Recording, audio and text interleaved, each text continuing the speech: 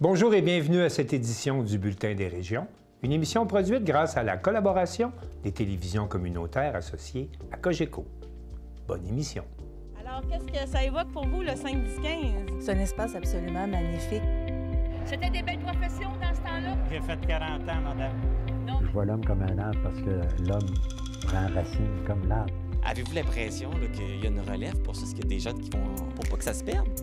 C'est cette année que ça vaut vraiment la peine de venir au marché public. Ça représente une belle tradition, en fait, qui est un peu un porte-bonheur pour les pêcheurs.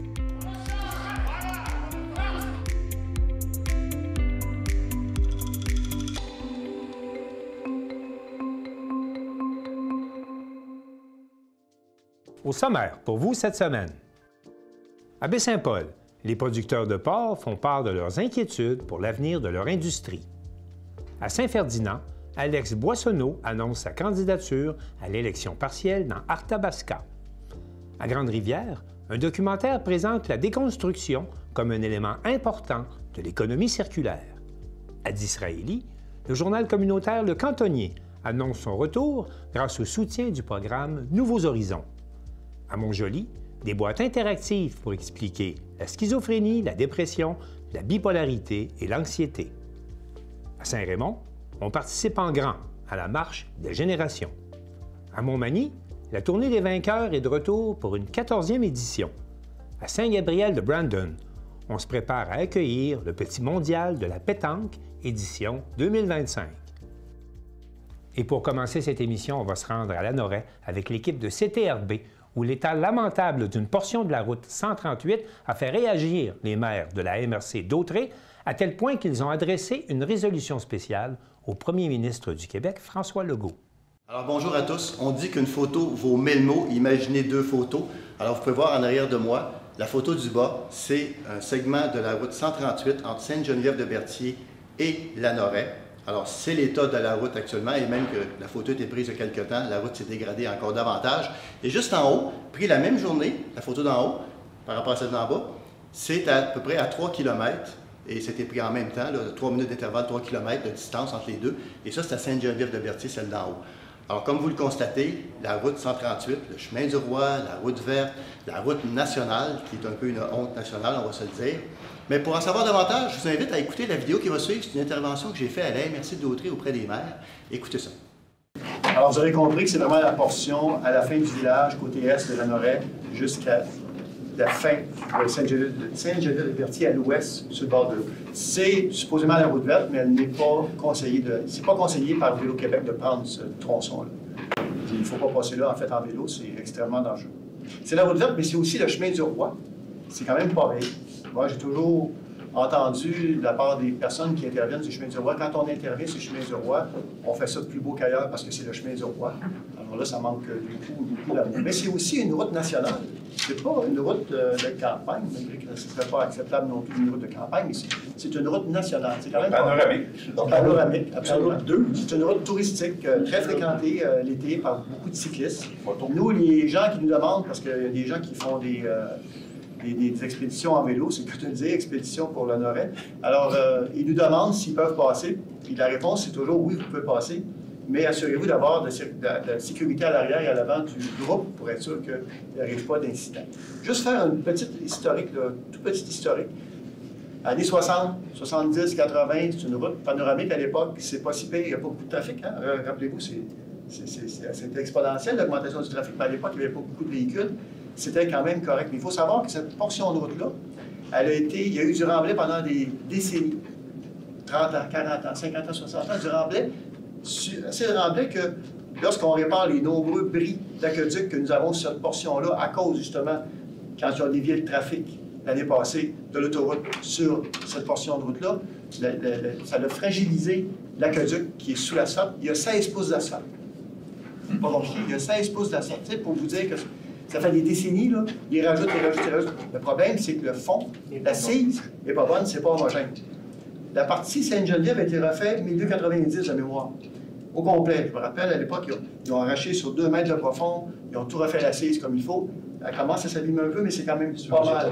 Pour ce qui est le golf, elle est superbe, il n'y a pas de problème, mais c'est juste quand on se dirige vers la Lanoraie, elle commence à un peu beaucoup se dégrader.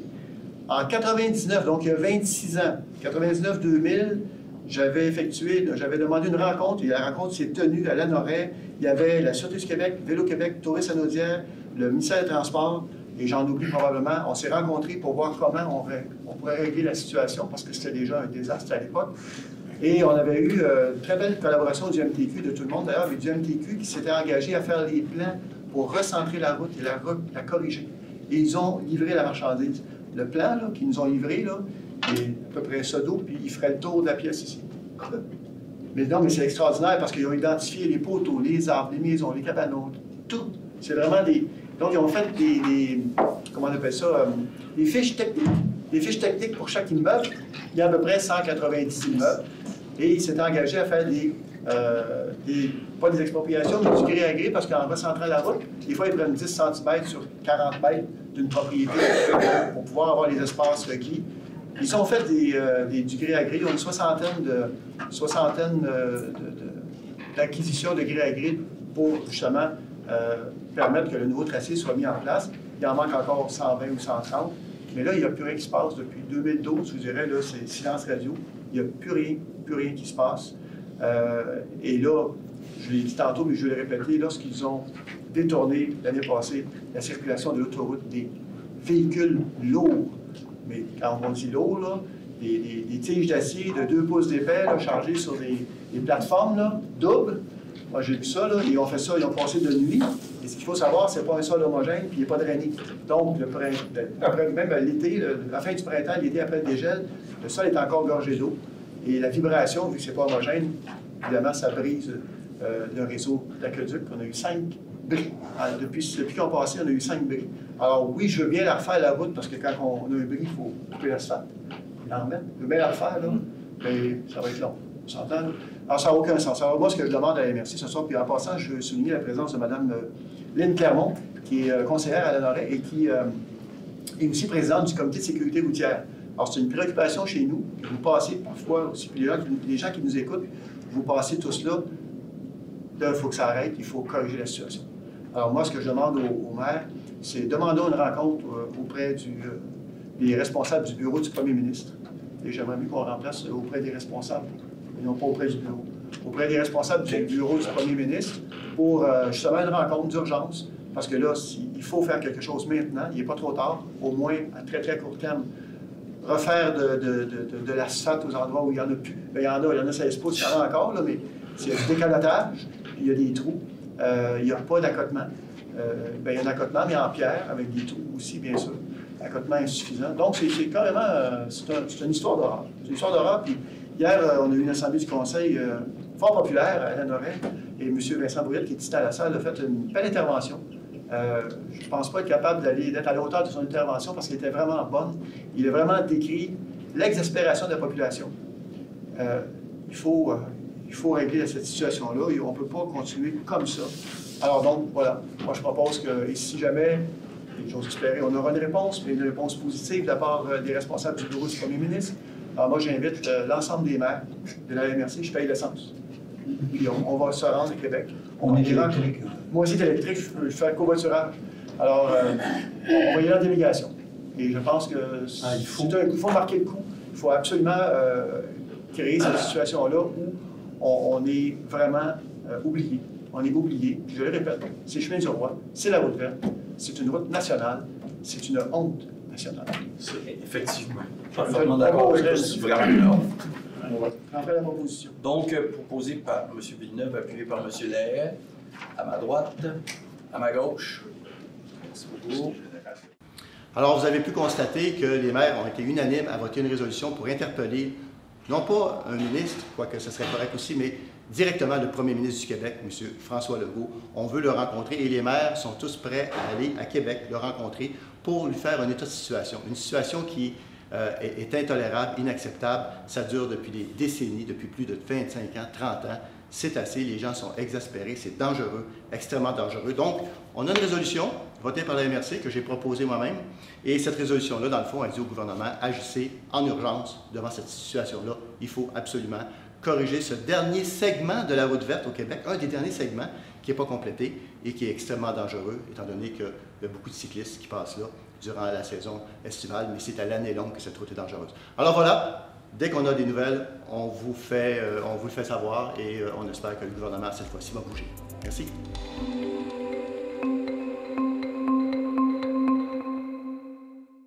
Mathieu Larivière de TVCO était à la rencontre organisée par les producteurs de porc de la région de Charlevoix pour sensibiliser les élus aux défis particuliers que représente la production porcine en région.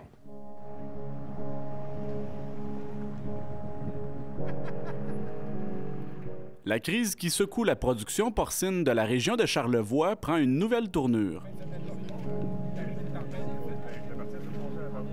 Alors que les éleveurs tirent la sonnette d'alarme face à une situation de plus en plus précaire, une rencontre s'est tenue entre Karianne Bourassa, députée de Charlevoix-Côte-de-Beaupré, et les représentants du milieu agricole.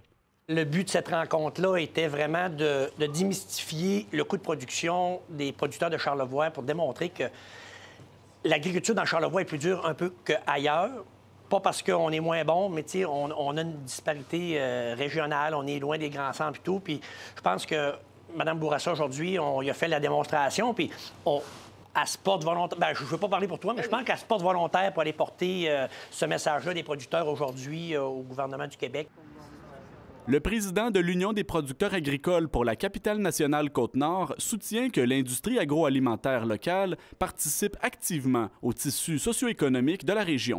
L'agriculture de Charlevoix fait en sorte de maintenir un paysage qui fait qu'on a une industrie touristique forte et très vivante dans Charlevoix. Notre agriculture est importante, puis on est maintenant en bas de la masse critique. Il ne faut pas se le cacher, on a perdu 30 % de production porcine dans les dernières années. Puis pour nous, ça a un impact énorme. Puis là, il faut que le gouvernement maintenant nous aide à maintenir cette production-là parce que si on perd notre production porcine dans Charlevoix, on ne fera pas que perdre la production porcine de Charlevoix, on va perdre aussi d'autres productions. Donc, c'est un enjeu qui est extrêmement important et préoccupant pour nous. L'un des facteurs à l'origine de cette crise serait les coûts élevés liés au transport des animaux et de leur nourriture. On est toujours à la charge des coûts de production. On est toujours à la charge de notre distance. Comme disait tantôt notre consultant, il faisait un bon parallèle. Il y a 10 ans, quand on regardait le coût de production pour les transports, amener des intrants, on ne voyait pas une grosse différence, puis on disait, bien, c'est peut-être pas encore ça l'enjeu. Aujourd'hui, quand on dit qu'on a 12 $ du cochon fini, rendu à l'abattoir, de différence entre le coût de production provincial. Quand on dit coût de production provincial, c'est l'ensemble des fermes du Québec. Nous, là, on est encore 12 $ en bas de ce coût de production-là parce que ça nous coûte plus cher de produire. Emmener une vanne de maïs, on est dans une région où il n'y a pas de maïs, il n'y a pas de soya. C'est 400 kilos d'aliments pour produire un cochon. Fait que tous ces aliments-là doivent être transportés. On ne le produit pas en région. On doit aller porter ces cochons-là. Avant ça, on allait porter les cochons en Beauce. Maintenant, on va porter ces cochons-là quasiment dans la région de Montréal. On parle de Yamachiche, on parle de Saint-Esprit. Fait qu'on éloigne le transport. On est toujours confronté à l'éloignement de tout. Un producteur de la Malbaie évoque les baisses qu'a connues la région au cours des dernières années. Dans la région de Charlevoix, c'est une baisse de 30 %. C'est-à-dire qu'il se finissait 92 000 porcs par année dans Charlevoix en 2022. En 2025, ça va être 60 000. Fait que c'est une perte de 30 % du volume. Ce n'est pas des gros volumes par rapport au niveau provincial, mais pour la région ici, c'est très important.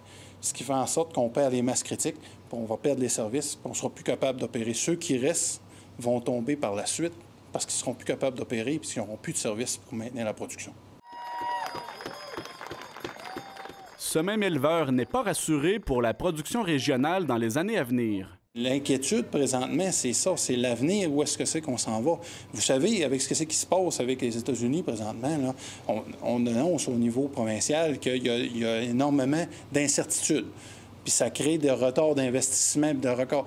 Mais l'incertitude en agriculture, quand c'est une relève qui décide de ne plus venir en agriculture, c'est pas 3 ou 4 années qu'on retarde d'investissement, c'est les 40 prochaines années qu'on repousse.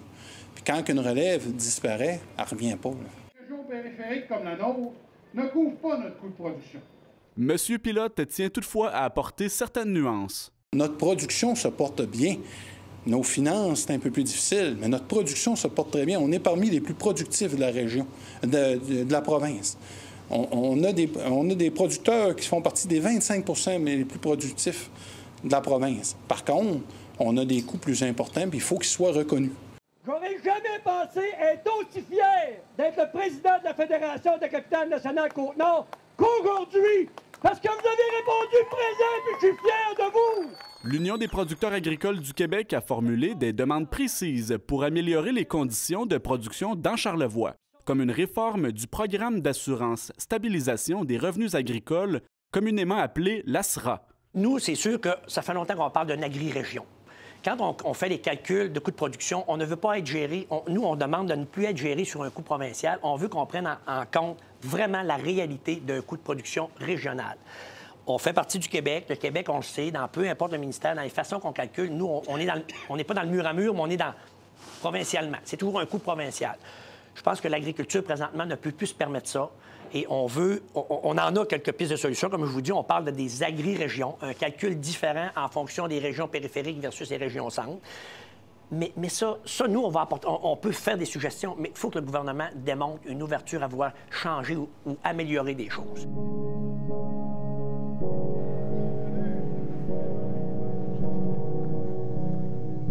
Durant le printemps 2024, une centaine d'agriculteurs de la région ont manifesté dans les rues de la Malbaie pour témoigner de leurs conditions de production qui se dégradaient. À savoir si le message risque d'être plus entendu cette année dans les coulisses de l'Assemblée nationale, la députée Bourassa indique qu'elle se fera un devoir de poursuivre la sensibilisation de ses collègues et du ministre de l'Agriculture du Québec, M. André Lamontagne. Premièrement, on s'est parlé, il y avait un problème de communication. Peut-être que j'avais mal expliqué tout ce que je faisais en coulisses ou ce que j'apportais comme question à l'Assemblée nationale, les revendications. Donc, il y avait du travail qui avait été fait. Peut-être que ça n'avait pas redescendu de leur côté, donc ils n'étaient pas informés.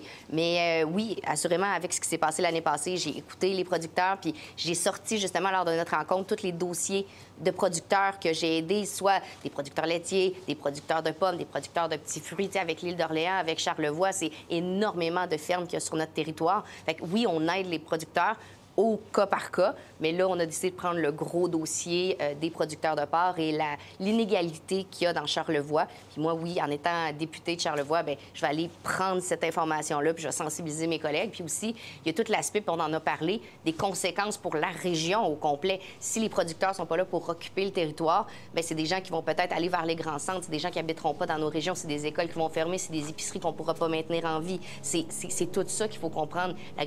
L'agriculture, ça occupe le territoire, ça nourrit nos régions, puis il faut les garder chez nous. L'UPA de la capitale nationale Côte-Nord compte 7 syndicats agricoles locaux, dont ceux de Charlevoix-Est et Charlevoix-Ouest, et regroupe 1120 producteurs sur l'ensemble de son territoire.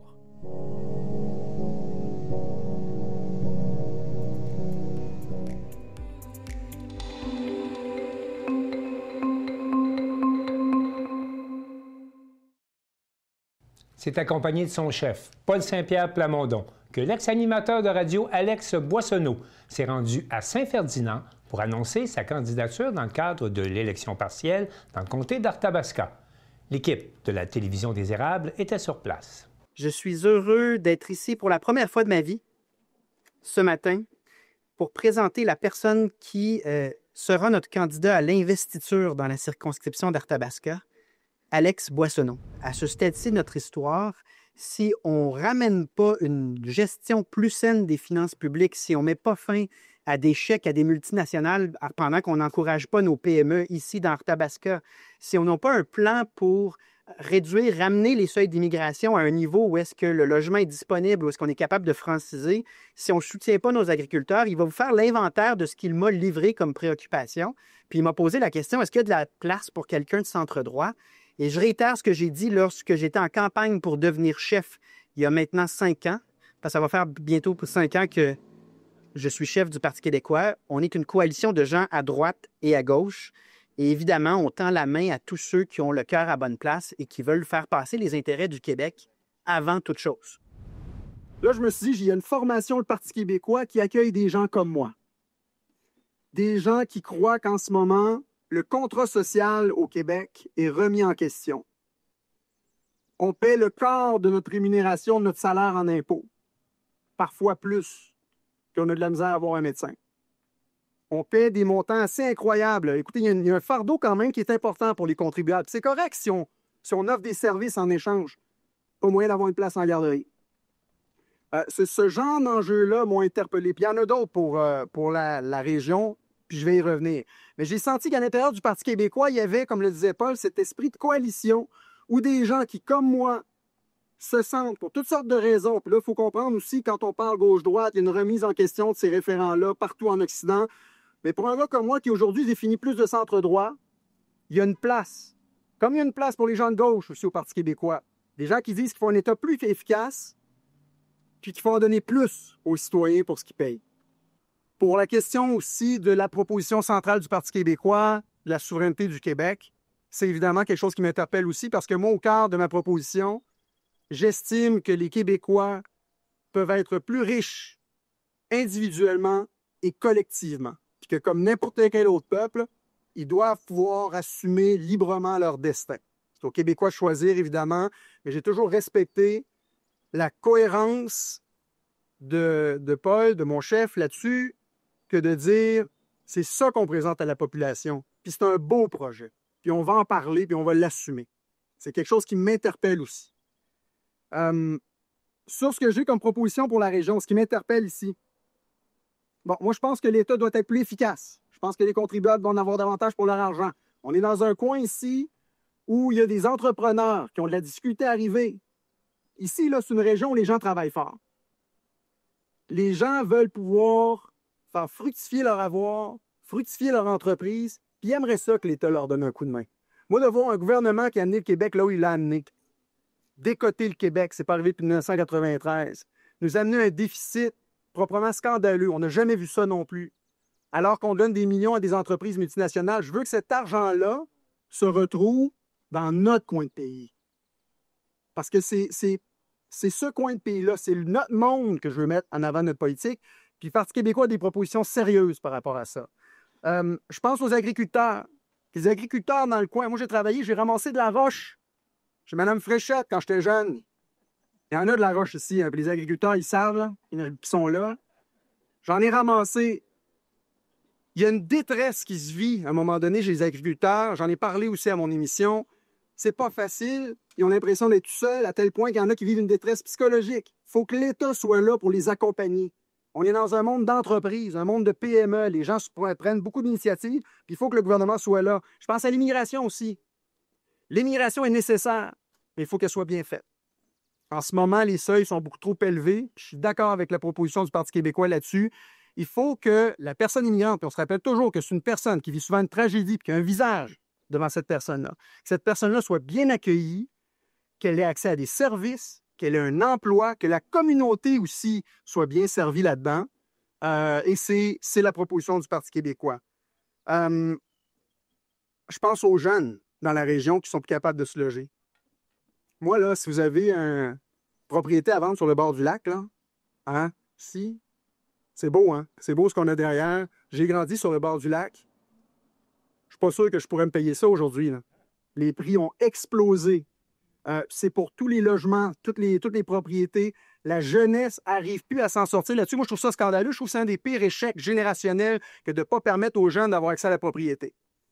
Voyez-vous, ça, c'est le genre de propositions qui m'ont interpellé au parti puis que je veux proposer aux gens d'ici. Je veux leur proposer quelque chose de sérieux, des propositions qui sont solides. Puis le Parti québécois a cette crédibilité-là, a ce sérieux, a cette audace aussi.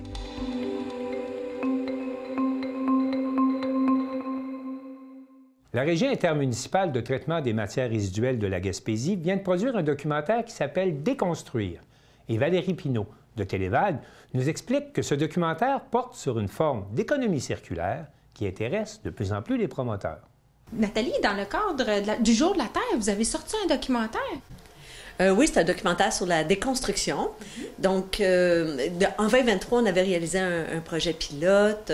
On avait eu de bons résultats. Il y a d'autres donneurs d'ouvrages qui ont été interpellés, qui nous ont demandé de les accompagner. Et là, on continuait de cheminer dans notre tête en disant qu'est-ce qu'on pourrait faire de plus.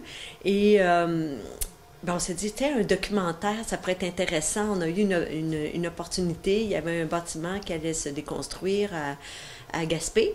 Et on s'est dit, wow, beau site pour tourner des images. On faisait déjà, nous, on avait déjà travaillé avec Lucille de production Lucas Productions.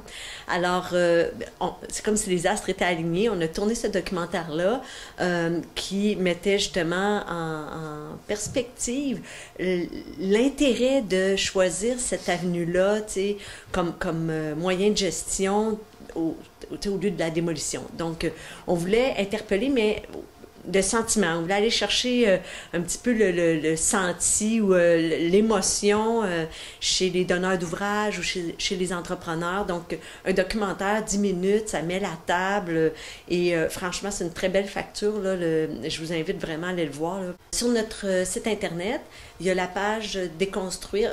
À un moment donné, tu as une ligne avec déconstruire, là, des petites cases bleues, tu cliques là-dessus, tu tombes sur la page de déconstruction, il y a de l'information, on a beaucoup de partenaires financiers dans ce projet-là. C'est comme si on avait rassemblé l'intérêt du milieu, les SADC de Gaspé, de Rocher-Percé, MRC Côte de Gaspé, MRC Rocher-Percé, Recyc Québec aussi, qui est interpellé par la gestion des matières résiduelles.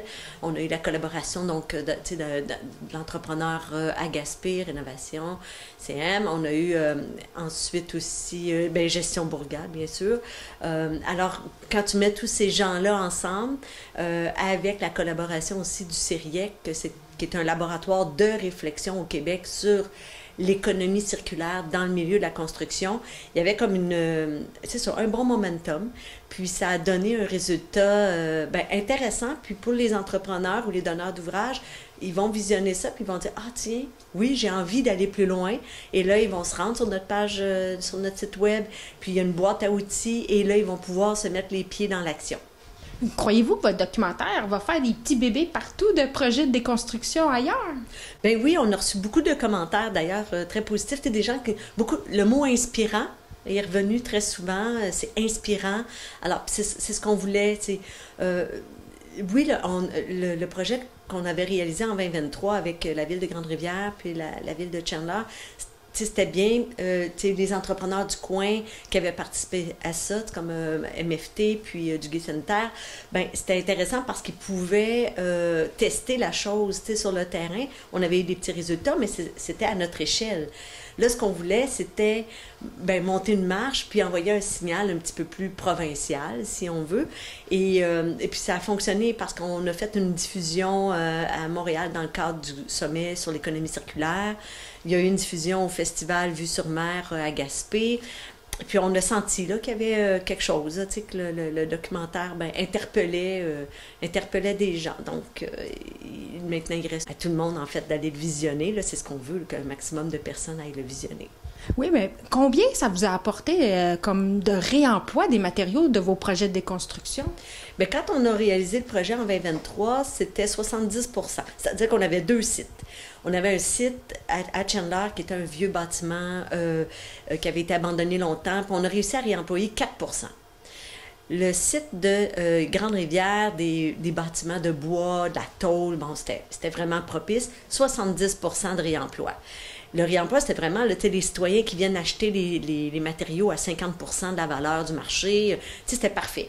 Alors, et ce qu'on souhaitait démontrer par le documentaire, c'est, puis aussi, quand je fais des interventions auprès des autres promoteurs, je dis souvent, 70 %, tu n'es pas obligé de toujours rechercher 70 %. 4 % c'est déjà bien. 4 % c'est moins que... C'est mieux que 0, c'est ça. Alors, il ne faut pas se décourager par un petit pourcentage ou un gros, ou absolument viser le grand pourcentage. Ce qu'il faut se dire, c'est qu'il faut changer notre façon de faire. Et la démolition n'a plus sa place, c'est ce qu'on dit dans le documentaire, mais puis on n'a pas le choix de basculer vers des nouvelles pratiques, de penser en économie circulaire, parce que l'économie linéaire, on ne peut plus la soutenir. C'est-à-dire que le monde, la Terre ne peut plus nous fournir tous les matériaux qu'on utilise actuellement et qu'on consomme. Alors, l'économie circulaire, c'est vraiment d'avoir en tête dans un premier temps, est-ce que je peux réemployer, est-ce que je peux prolonger la durée de vie?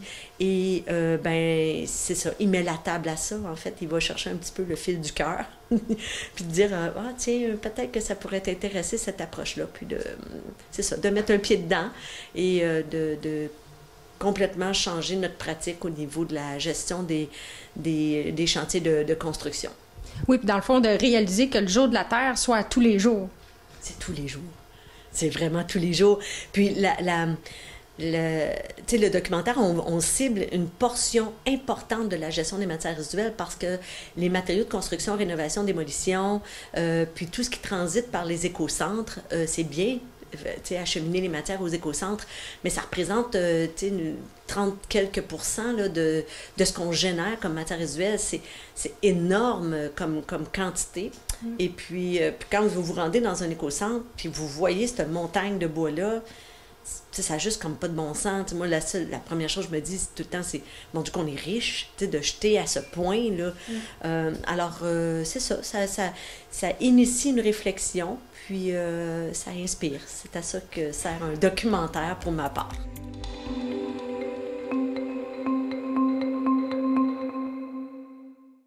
Geneviève Cyr de la télévision régionale des Appalaches nous apprend que le journal Le Cantonnier est de retour après 9 mois d'absence grâce au soutien du programme Nouveaux Horizons qui apprendra à des retraités le métier de journaliste.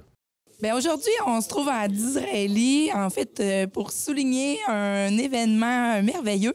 Donc, c'est une annonce pour le journal communautaire Le Cantonnier. Je suis avec la présidente, Mme Veilleux, et le député de Mégantic-Lérable-Lobinière, M. Luc Berthold, qui a été nouvellement réélu. Donc, merci de nous accorder cette entrevue. Est-ce que vous pouvez nous expliquer un peu qu'est-ce que Le Cantonnier? Parce que peut-être qu'il y a encore des gens qui ne savent pas qu'est-ce que le journal Le Cantonnier. Okay. Oui, bien bonjour. Le journal communautaire Le Cantonnier, c'est un journal qui a 25 ans cette année, qui est distribué dans 10 municipalités par la Poste, puis dans 3 autres municipalités par point de dépôt, puis ça va de Coleraine, aller à Lambton, en passant par Stratford, Beaulac-Garbey, Wheaton. Donc, c'est ça, à peu près le territoire. C'est un mensuel qui est distribué gratuitement. Puis là, vous venez tout juste de relancer ce journal-là. Oui, l'année passée, en novembre, on a cessé la production, c'est-à-dire en 2023, en novembre 2023, on a cessé la production. Puis on a prolongé jusqu'en février, mais en février, ça a été le dernier numéro, février 2024. On a arrêté 9 mois, le temps de repenser à notre organisation. On ne voulait pas vider les coffres, on voulait repartir sur des nouvelles bases. Puis on a élaboré un plan de relance, puis en novembre dernier, on revenait. Puis là, aujourd'hui, c'est une belle annonce grâce à un programme là, du fédéral. Donc, est-ce que vous pouvez nous faire part un peu de ce que vous nous annoncez? Oui, avec plaisir. Donc, alors qu'on élaborait notre plan de relance, il y avait un appel de projet pour le programme Nouveaux Horizons pour les aînés. On a décidé de déposer un projet. L'idée, c'était de recruter des journalistes bénévoles de 55 ans et plus, des aînés, qu'on allait former pour qu'ils deviennent des journalistes qui couvrent les événements de la région. Puis on voulait qu'ils deviennent des membres à part entière de l'équipe du cantonnier. On s'était rendu compte avec les années que les gens, ils s'improvisent pas journalistes. Ils veulent avoir de la formation. Donc, avec les 10 000 qu'on a reçus, on va les former à l'écriture, à la photographie, à l'élaboration, je ne sais pas comment on dit ça, de balado, à la création de balado. Et tout ça, mettons, pour qu'il va cumuler vers une date en novembre prochain où on aura une page spéciale dédiée à cette escouade journalistique-là. Puis vous, M. Berthold, je vous connais depuis quand même quelques années. Je sais que le programme Nouveaux Horizons est un de vos programmes chouchous. Oui, parce que ça aide beaucoup les communautés directement. Ça aide les cercles de fermières, les clubs d'âge d'or, le journal Le Cantonnier. Quel beau projet. C'est une initiative que je n'avais jamais vue encore, une initiative comme celle du Cantonnier. Écoutez, on va former des gens à informer les gens de chez nous. Donc, l'information locale par des gens locaux. Ça, je pense que c'est le plus beau succès, le plus bel exemple et le plus beau gage de succès pour le cantonnier, pour la relance du cantonnier. Je tiens à féliciter d'ailleurs tous les bénévoles, le conseil d'administration, tous ceux et celles qui ont travaillé très, très fort pour garder le cantonnier bien vivant. Puis je leur souhaite longue vie. Puis j'espère que ce petit 10 000-là, qui fait toute une différence pour peut-être avoir beaucoup de rédacteurs au cours des prochains mois, bien, va permettre aux cantonniers de durer encore longtemps, puis d'être présents dans chacune des municipalités qu'il dessert. Puis pour ceux qui ont un intérêt, qui souhaitent donner leur nom, comment on procède? Ah ben, on peut téléphoner au cantonnier au 418-449-1888. On peut écrire sur notre adresse courriel lecantonnier@lino.com. C'est ça. Et venir ici au CERD. On est souvent ici quand même, au CERD à Disraeli, sur la rue Saint-Antoine. Donc, c'est une invitation, puis je vous souhaite d'avoir tellement de candidats que vous allez être obligés d'en choisir. Ah oui, mon Dieu, merci, c'est gentil.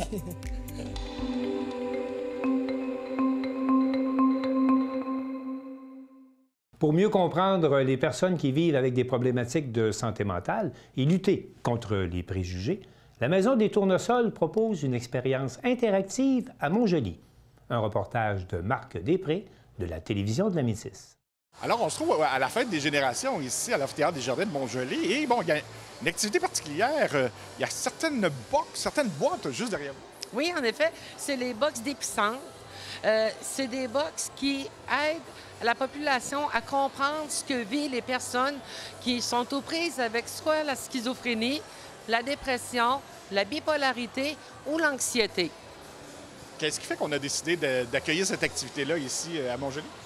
Je pense que c'est surtout une idée de la ville de Montjoly ainsi que les éclaireurs qui ont pensé offrir à la population métisienne la chance de pouvoir se mettre dans la peau des personnes qui vivent avec une problématique pour mieux les comprendre et ainsi aider à surmonter ces difficultés.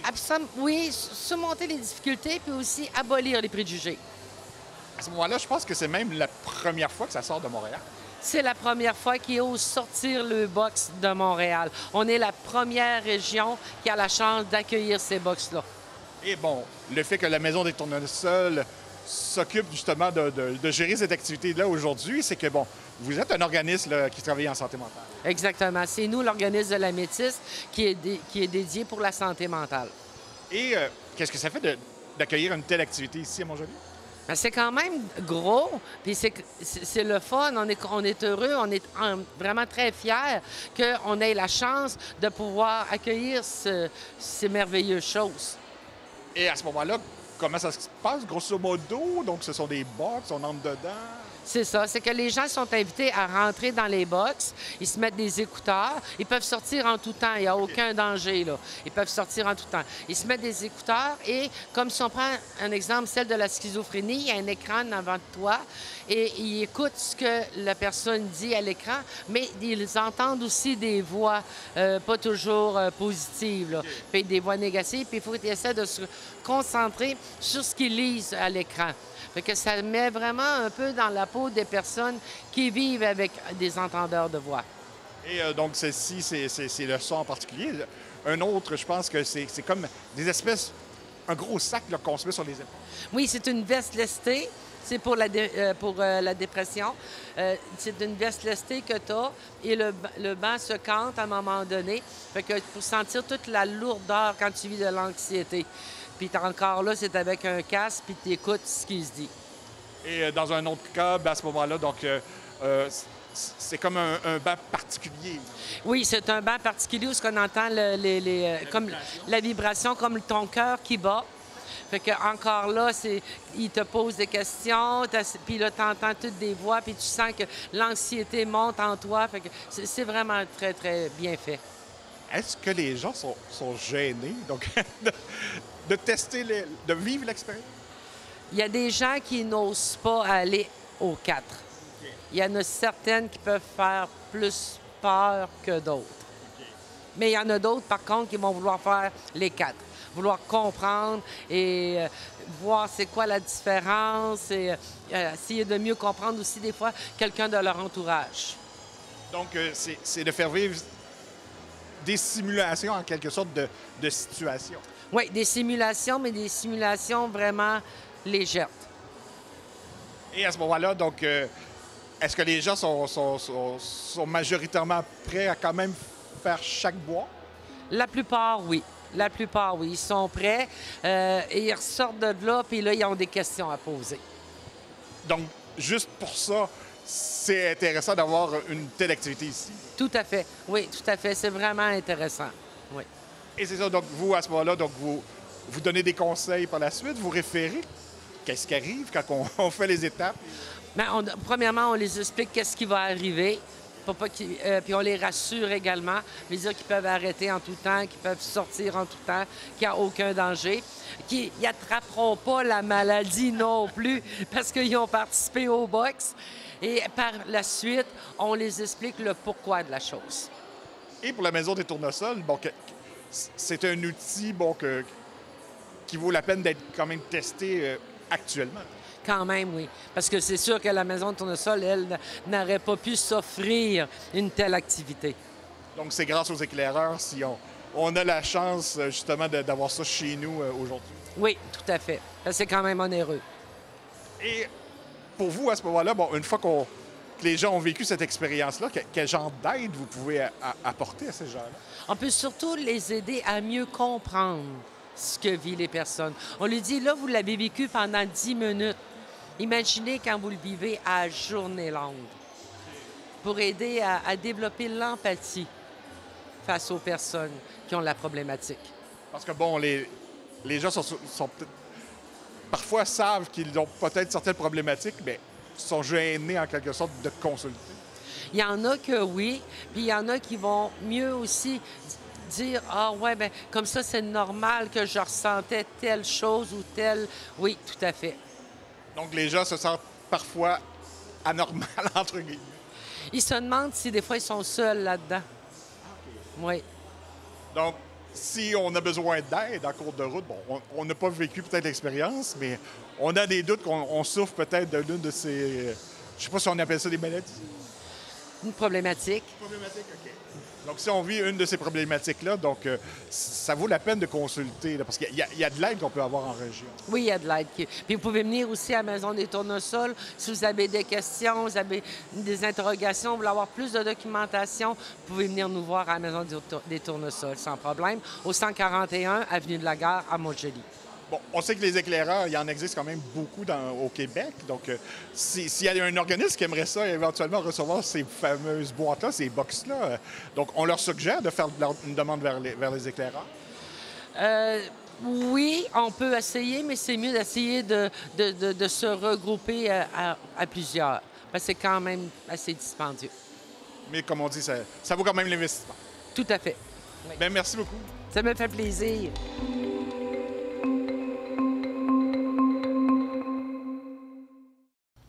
Il faut toute une communauté pour faire grandir un enfant était le slogan de la première marche des générations qui s'est déroulée le 8 mai dernier à Saint-Raymond et Danique Julien de CJSR y était.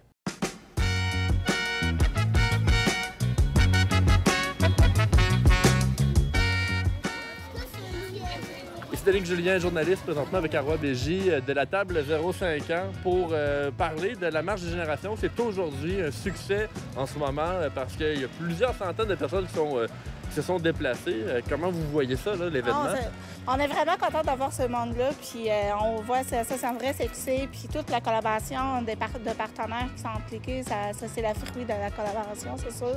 Ça amène que c'est un succès aujourd'hui, puis les gens qui sont mobilisés pour venir et participer à notre événement, c'est vraiment magnifique. Et justement, vous avez beaucoup de partenaires aujourd'hui qui rendent l'événement possible. Pouvez-vous nous en parler? Oui, en fait, nos partenaires, c'est la Ville de Saint-Raymond, le Camp Portneuf, la Table de concertation des aînés, le Bejot et Placotine, les producteurs de lait de Québec, les producteurs de pommes de Québec, la Merci de Portneuf, Cinéma Alouette, le Cercle de fermiers de Saint-Basile, le Club des Lions de Saint-Raymond, la Licorne, Clinique Santé Active, Kinéforme, puis Manon Labrie. C'est tous des partenaires. Grâce à eux, cet événement il a eu lieu, le fruit de leur travail. Vous m'avez remis votre calendrier d'événements parce que la table 0-5 ans se promène un peu partout dans le comté pour faire des événements pour justement activer les familles. Oui, en fait, nous, on fait des événements. L'unité mobile, ça promène depuis 14 ans. Oui. Puis depuis 2 ans, on se promène à l'année, puis nous, on offre des activités à proximité. Fait qu'on se promène l'été à 13 à 14 municipalités de la région de Portneuf, puis à l'année, on se promène dans 7 municipalités. À le reste d'année, on se promène dans 7 municipalités. Puis dans le but d'offrir des activités familiales, d'outiller les parents aussi, de faire en sorte que les parents socialisent entre eux aussi. puis qu'on soit à proximité de eux au lieu qu'eux se déplacent vers les événements. C'est pour ça qu'on se promène partout. Puis c'est sûr que l'événement, le TAP 05 c'est une partenaire, mais cette année, l'avènement, la parade de Possède, c'était anciennement juste pour les familles, mais cette année, on a ouvert cet événement à tout le monde. C'est pour ça que ça s'appelle la marche de génération. Il y aura des personnes de tous âges, de toutes origines. Et on voit justement le succès. Bon, la marche commence dans quelques minutes. Oui. Je vais vous laisser retourner à l'organisation. Je vous remercie d'avoir répondu à mes questions.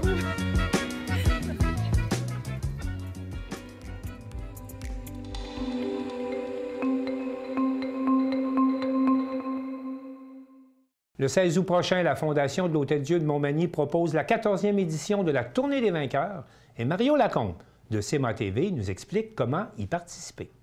Sous le thème « Sur la piste pour la 14e édition de la Tournée des vainqueurs », la directrice de la Fondation Hôtel-Dieu de Montmagny nous dévoilait les grandes lignes de cette activité pour 2025.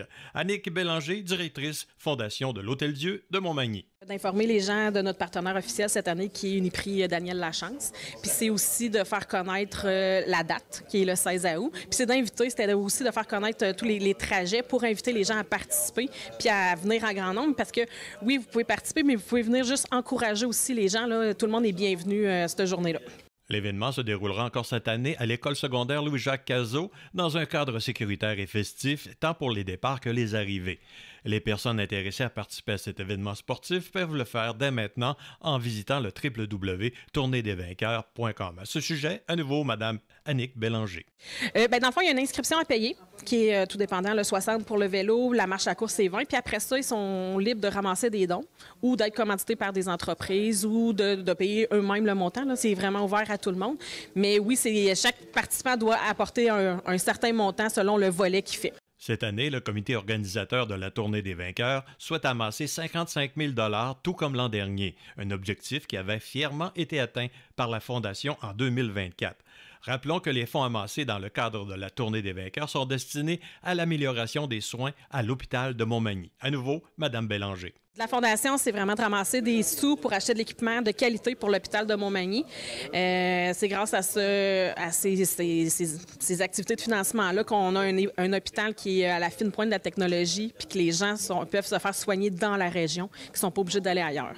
En terminant, Mme Bélanger nous redit les façons dont on peut s'inscrire pour participer au tournoi des vainqueurs et nous rappelle une autre activité importante qui se déroulera au mois de juin au profit de la Fondation de l'Hôtel-Dieu de Montmagny. Dans le fond, c'est le site Internet qui est www.tourneedesvainqueurs.com. Quand vous allez là-dessus, vous avez la possibilité de vous inscrire selon le volet que vous choisissez.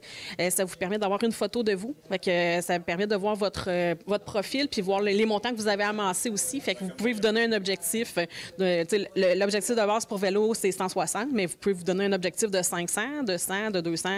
Les gens sont vraiment à l'aise de choisir ce qu'ils veulent. Puis ça vous permet justement de voir qui a donné puis à combien vous êtes rendu. Puis nous, le montant global s'additionne au début du site. Fait que quand vous arrivez sur le site, vous voyez à combien qu'on est rendu déjà sur notre objectif de 55 000. L'activité, c'est le 16 août.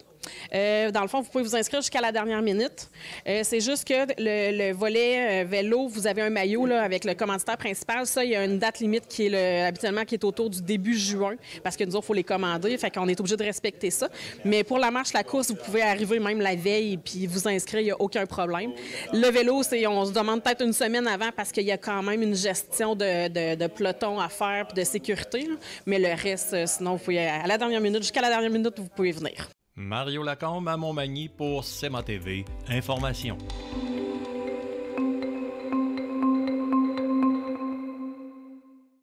Le plus gros tournoi de pétanque du Québec, qui regroupe plus d'une centaine d'équipes venant du Québec, du Canada et même de l'étranger, aura lieu du 16 au 17 août prochain à Saint-Gabriel de Brandon et Danny Bérubé de CTB-TV a rencontré les organisateurs. C'est en pleine pratique que j'ai eu le plaisir de rencontrer M. Étienne Bertrand, responsable de l'organisation du Petit Mondial de pétanque qui aura lieu cet été à Saint-Gabriel de Brandon dans le cadre des festivités du 200e anniversaire de la municipalité. Étienne Bertrand, bonjour. Rebonjour, rebonjour. Effectivement, rebonjour, on se voit à l'occasion. Étienne, qui est professeur à l'école de Boulistes, qui est déménagé à Berthierville, il faut le dire, ça, hein? Oui, c'est ça. On a déménagé. La session commence le 6 mai et la semaine prochaine, c'est les premières inscriptions à Berthierville. Berthierville nous accueille avec 25 terrains de pétanque. Wow! Ça, c'est. Vous êtes parti de Saint-Cuthbert pour aller à Berthier maintenant, hein? Oui, c'est ça, parce que notre notoriété a grossi et on manquait d'espace parce qu'on commence à avoir beaucoup de membres. Cette année, on attend plus de 80 membres à Berthierville, là. Si on est aujourd'hui ici, Étienne, c'est qu'on veut parler du petit mondial qui s'en vient très, très, très bientôt. Parle-nous-en de ce tournoi-là qui s'en vient. Donc, le petit mondial, nous sommes rendus à notre 3e édition.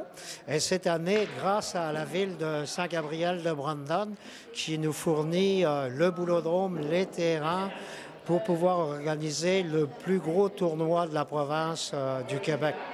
Donc, c'est la 3e année cette année. Oui, la 3e année. Et puis, on est chanceux. On a des partenaires fidèles comme l'Hôtel des Innes à Berthierville qui fournit les chambres gratuitement aux arbitres et aux cadreurs. Et la fromagerie Victoria qui va nourrir tous nos bénévoles. Wow. Puis je crois que la municipalité de Saint-Gabriel-de-Brandon aussi fait partie de ça, hein? Oui, oui, oui. C'est notre commanditaire principal. Ils nous aident beaucoup. Ils vont aménager les terrains. Ils nous fournissent monétairement en plus. Donc, on est choyé par la ville de Saint-Gabriel. Bien, écoute, ça va être un super beau tournoi, hein? Ça va se passer ici, au boulodrome de Saint-Gabriel-de-Brandon. Oui, au boulodrome intérieur et à l'extérieur aussi, parce qu'on attend à peu près entre 90 et 100 équipes. Il y a même des équipes européennes qui ont l'intention de venir jouer. Déjà, au niveau des inscriptions, on a des très, très gros joueurs canadiens d'inscrits, donc on s'attend à un très, très beau spectacle de pétanque. Pour les amateurs et les non-initiés, venez nous voir. Vous allez voir que la pétanque, c'est du sport. Puis en plus, on a des beaux prix à donner à ces gens-là, hein, je pense. Oui, oui, oui, oui. Il va y avoir une grosse bourse. La bourse cette année, la bourse de départ est de 10 000. On s'attend à redistribuer à peu près entre 14 et 18 000 dollars de bourse aux joueurs. Wow, ça vaut la peine. Puis tu mentionnais justement, Étienne, qu'il allait avoir des champions. Bien, justement, on va aller les voir, on va leur poser quelques questions. Puis rappelle-nous, en terminant, ça se passe quelle date, ça? Le tournoi se passe le 16 et 17 août. Et ça commence le samedi, premier tournoi, et dimanche, deuxième tournoi. Donc, vous êtes tous invités à venir nous voir les professionnels de la pétanque. Bien, le message est lancé. On vous souhaite un beau tournoi. Félicitations, puis amusez-vous. Oui, merci beaucoup. On a toujours du plaisir quand on joue à la pétanque. Merci beaucoup, Étienne. Merci. Par la suite, j'ai eu la chance de rencontrer 2 des champions canadiens qui étaient présents lors de cette pratique. Le premier, M. Michel Derlincourt, originaire de France, il est arrivé au Canada en 2006. J'ai voulu en apprendre davantage sur son parcours et ses réalisations. Je suis en compagnie du champion canadien, M. Jean-Michel Derlincourt. Bonjour. Bonjour. Pour commencer, vous êtes né au monde en France, hein? Oui, moi je suis né à Dijon en 1959, voilà. Et j'habitais une petite ville juste à côté de Dijon, à Gevrey-Chambertin, une ville de vin, où j'ai commencé à jouer à la pétanque. Donc, je participe au championnat de Côte-d'Or, triplette, qu'on remporte. On est qualifié pour aller au championnat de Bourgogne, c'est-à-dire la région. On la remporte aussi. Et on est qualifié pour aller dans un championnat de France à Cahors. Okay. Donc là, j'ai commencé comme ça, en fait. La vie m'a encore rattrapé. J'ai choisi d'aller immigrer au Canada. Vous êtes arrivé ici en quelle année? En 2006. Donc, j'ai commencé à jouer à la pétanque au Canada. Fait que de fil en aiguille, vous avez continué. J'ai commencé à jouer avec des bons joueurs qu'il y avait ici, parce qu'il y a des bons joueurs au Canada. Et puis voilà, ça s'est enclenché. J'ai continué. Et là, j'ai réalisé le rêve de ma vie, c'était de participer à un championnat du monde. Qui était à quel endroit à ce moment-là? Le premier à Madagascar. Okay. Parce qu'en France, c'est pas facile. J'aurais jamais fait un championnat du monde en France, moi. Donc, vous avez continué ça et aujourd'hui, vous êtes champion canadien? J'ai été champion canadien tête-à-tête l'année dernière pour aller participer, pour faire le 4e joueur, pour aller à Dijon. Mais tous les ans, il y a des champions. Il y a des championnats triplettes, il y a des championnats doublettes, il y a des championnats tête-à-tête. Puis le championnat triplette le qualifie pour aller au championnat du monde. Mais vous avez participé au championnat de Dijon. C'était votre dernier championnat? Oui, pour moi, c'était le dernier. J'avais dit, je finis sur Dijon. Bon, j'ai dit que c'était le dernier, mais on ne sait pas, là. Mais au moins, ça faisait une belle boucle. Vous finissiez la boucle parce que vous étiez... Moi, j'arrive, là, je termine la boucle. Je suis parti de là, j'arrive ici. Mais on s'arrête pas là, on continue quand même de jouer. Oui, je ne vais pas arrêter. Non, je ne vais pas arrêter de jouer parce que c'est pas facile d'arrêter de jouer quand on aime ça. Mais là, on va vous voir quand même au Petit Mondial ici cet été, là. Oui.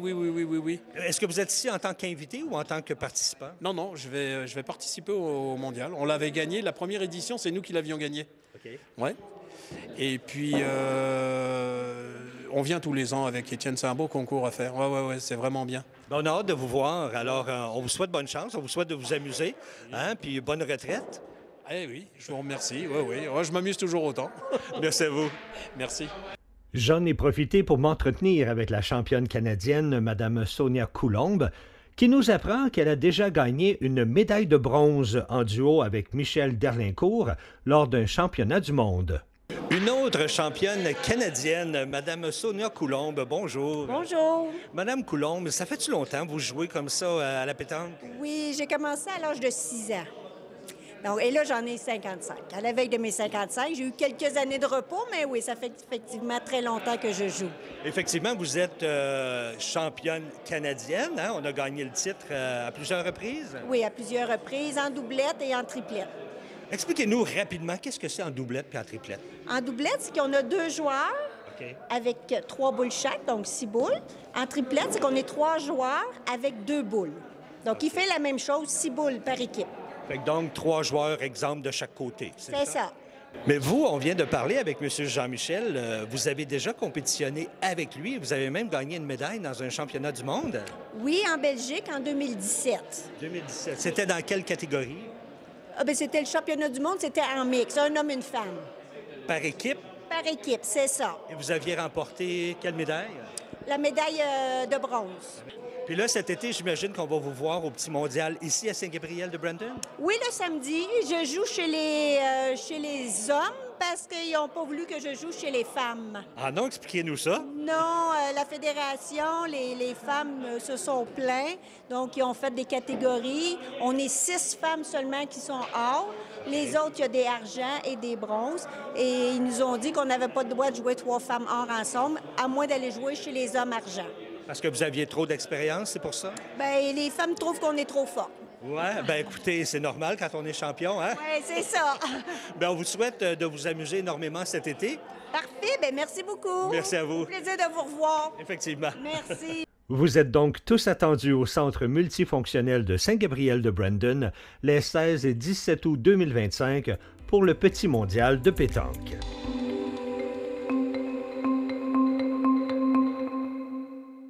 C'est tout pour le bulletin des régions cette semaine. J'espère que vous avez apprécié. Je remercie toutes les stations de télévision participantes et je vous dis à bientôt.